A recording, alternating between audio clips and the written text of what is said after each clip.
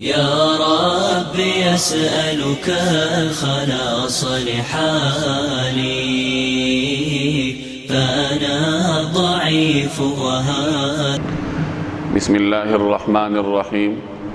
محمد بن عبد الرحمن بن ثوبان روایت کرتے ہیں کہ ایک صحابی نعمان بن فطیمہ رضی اللہ تعالی عنہ نبی کریم صلی اللہ علیہ وسلم کے پاس ایک ایسا مینڈھا لے کر گزرے جو بڑی آنکھوں والا اور سینگوں والا تھا. تو نبی کریم صلی اللہ علیہ وسلم نے اس مینڈھے کو دیکھ کر ارشاد فرمایا کہ کیا مشابہت ہے اس مینڈھے کی حضرت ابراہیم علیہ السلام کے مینڈھے کے ساتھ. حضرت معاذ بن عفراء رضی اللہ تعالی عنہ قریب میں موجود تھے. انہوں نے وہ مینڈھا خریدا اور نبی کریم صلی اللہ علیہ وسلم کو ہدیہ کر دیا. رسول اللہ صلی اللہ علیہ وسلم نے پھر اس مینڈھے کی قربانی فرمائی. یہ مصنف عبد الرزاق کی روایت ہے. نبی کریم صلی اللہ علیہ وسلم بڑے اہتمام کے ساتھ قربانی فرمایا کرتے تھے. قربانی کا جانور خرید کر پھر رسول اللہ صلی اللہ علیہ وسلم بذات خود اس کو ذبح فرماتے تھے. چونکہ آپ صلی اللہ علیہ وسلم کو اس عبادت کا نہایت اہتمام تھا.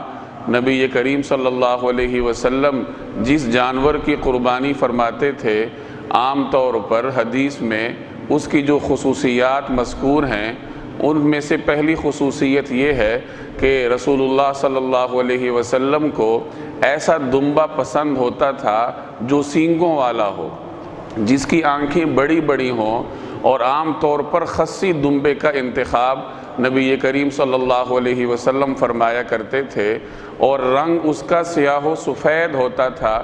چنانچہ ایک روایت کا مفہوم ہے کہ نبی کریم صلی اللہ علیہ وسلم نے ایسا دمبا قربان فرمایا جس کی آنکھیں بھی سیاہ تھیں، پیٹ بھی سیاہ تھا، اور اس کے پاؤں میں بھی سیاہی تھی.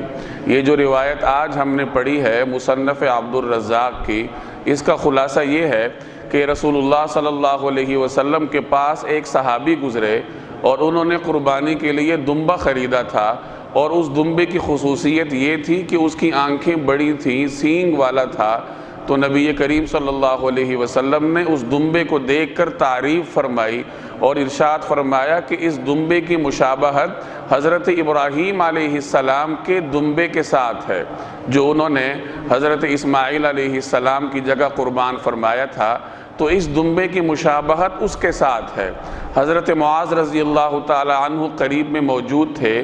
جب انہوں نے دیکھا کہ نبی کریم صلی اللہ علیہ وسلم کو یہ دمبا پسند ہے تو انہوں نے دمبے کے اس مالک صحابی سے وہ دمبا خرید کر حضور علیہ السلام کو ہدیہ کیا، اور نبی کریم صلی اللہ علیہ وسلم نے پھر اس کی قربانی فرمائی.